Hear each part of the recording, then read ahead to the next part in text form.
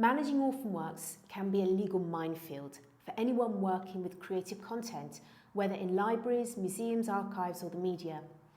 Naomi Corn Associates' Managing Orphan Works course provides in-depth guidance on navigating the complexities of using works where the copyright owner is unknown or cannot be located.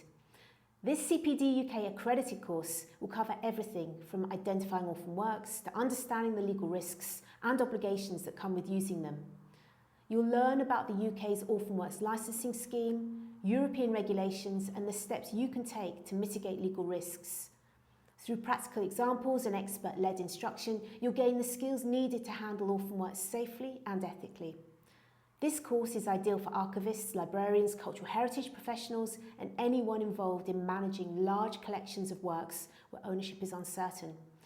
Join us to gain the confidence and knowledge to manage orphan works effectively, ensuring compliance with the law while supporting access to important cultural resources.